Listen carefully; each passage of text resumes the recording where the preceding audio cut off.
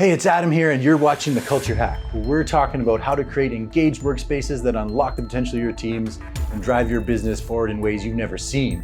So stay tuned. Welcome everybody to The Culture Hack. Today is a very unique and exciting episode. We have Carolyn Breland. She's the head of school for River Valley School in Calgary. And not only that, that's where my kids go, so she gets to boss around all day, so I get to take a break. So welcome, Carolyn. Thanks so much for chatting with me today. Oh, my pleasure, Adam. Thank you for having me here, and thank you for having your children at our school. It's actually a great pleasure to work with each and every one of them, and your family as well. Oh, amazing. Thank you. That means a lot. But we're here to talk about a little bit about culture. But first, let's hear a little bit about River Valley School and what makes it special. Excellent. Thank you for asking that. There's so many things that make it special. I could probably take up all of our time and more speaking about the school, but we are an elementary independent school. So we begin with 3-year-olds and continue to students in grade 6.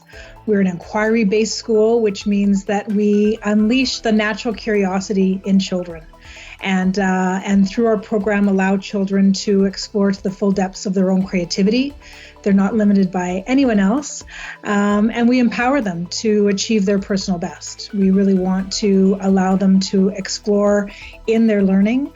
Our tagline is "Wonder lives here," and wonder lives in every aspect of River Valley School, and harnessing that natural curiosity of childhood. It's really a very wonderful, caring environment, and with lots of wonderful learning that happens every day and exploration.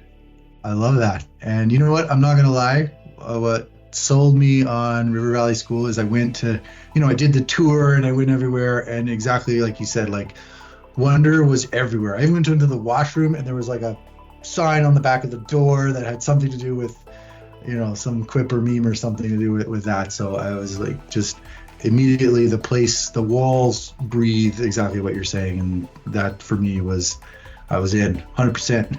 Mm-hmm. Awesome. So, yes, there's definitely a shared vision going on among students, staff, and parents that this is a place to wonder. Well, and that's kind of what I want to get into a little bit, right? Like we talk about engagement is a word that's thrown around a lot, and everyone kind of has a different definition of that. But for you at River Valley, like what is engagement with your team, the students, whatever? What does that mean to you? So engagement for us is being fully involved from the depths of your person. So at River Valley School, we believe that by making mistakes, we actually can access our best learning. And so engagement is allowing people a safe playground, so to speak, at all ages, to be able to experience, explore, discover, and to find purpose. And we believe that for our children. We have a student government where our students have voice in the school. They can make changes in the school. So our student government comes up with ideas, proposals. Because of their hard work, we now have a Casual Friday at the end of every month. We support different charities in the city. They've brought about a hot lunch program every day of the week. So giving students voice gives them purpose and it empowers them. And we find the same thing with our staff. So our staff have staff committees where they get to control aspects of their work environment. Our teachers are the ones who do recess supervision. So as a committee, they make decisions about recess. We have another staff committee that does our social events for staff. What better way to get staff engagement in social activities than to have them plan them? And we endeavor to have 100% participation in our staff activities at some point. We're still working on that, but what better way than to have the staff being in control? And then parents as well have a voice. So we have parent focus groups, so we're involved in our strategic planning, just as we did staff focus groups and student focus groups. So deciding the school's planning for the next 5 years. As senior leaders, we have to oversee the entire functioning of the school. But when you get down into the heart of things, we believe that we're best served by the people who are living it. Amazing. I love that. I love how you go to such lengths and endeavor to involve everybody in this decision, right? That's where I call it the 1% lives, right? People are putting those little signs up and those little anecdotes here and there and everything. So very, very cool. Is there Sorry, I was going to say, I wish I had all the answers to everything, Adam, but I don't. And I recognize that I don't. So the important thing, I think, as a leader is to surround yourself with people that are smarter than you, who have more creativity or maybe more experience, or varied experiences. And we have a very diverse community of students, student learners, families, and staff. And I think putting all of that together creates this very holistic environment that has a shared purpose of creating an environment where students can feel empowered and to achieve their personal best, as I mentioned earlier. I love that. Well, that's really cool. So, as we start to look forward into, we've got Christmas coming up, and then we're going to have the end of the year and kind of look into the years beyond that. What do you see in the future? Are these students giving you some really cool ideas that maybe you haven't tried yet, or do you have some in the bag that you're gonna, let us see next year that you care to share? Oh, wow. Well, we are a very dynamic environment, so we are always looking at the best practices in education. And a lot of those ideas, as you said, come from our students. We know that we have a very socially responsible group of students. And we see that, as I mentioned, in our student government, where students want to support charities.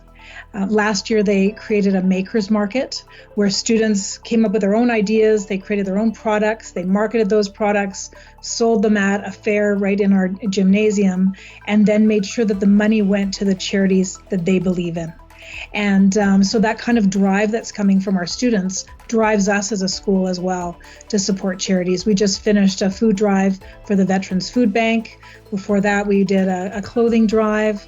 And so I think that those aspects of student leadership, student voice, social justice, those are just going to continue to build within the walls and outside of the walls of our school. We also see that changes in technology. I'm sure everybody's talking about AI. We're talking about AI. As a school, we really value technology as a learning tool for our students. And we do have a one-to-one iPad that begins in kindergarten and goes through to the end of grade 6. We have BenQ boards in every classroom, so interactive boards in the classrooms. We also have Google Classroom in grade 5 and 6. We use a program called Seesaw in all the grades below that gives a lens into the classroom for our parents. And so already we have a lot of technology in our school as an elementary school. Our focus is really to make sure that our students are responsible online citizens with a good solid base of what digital citizenship really means, and that they're using those tools for education, not just for entertainment or to keep them occupied, but really to learn from them. And when we eventually do integrate AI, we want to make sure that we're doing that also responsibly, so that our students are keeping up with what's happening in the world around them. One of our strategic priorities is to prepare students for success beyond elementary. And I think knowing how to use technology is part of that, as well as problem solving and being responsible and being good communicators, being caring and compassionate. And when you put all of those things together, that's what creates the River Valley School experience for us. So that experience is just going to continue to build and flourish. I love that. I love when you talk about tech, because I went to an assembly a couple of years ago and there was a presentation, and I can't remember who was presenting, but they were talking about tech, like using iPads as vegetables, not as candy. And it was such a simple analogy, but it always just stuck with me. When my kids are like wanting to play video games all day long or whatever. So I love that notion. Yes. So well, very, very cool. You guys are certainly doing some great things. I mean, I have all 3 of my kids in there, and they love every second of it, and we've enjoyed, of course, every moment of it. So anyways, thank you so much for taking the time, for sharing your story with us, and I really appreciate it. Thank you for having me, Adam. Very nice to see you. Hey, thanks for watching The Culture Hack. Do you want to chat culture and engagement? Give us a call and come on the show.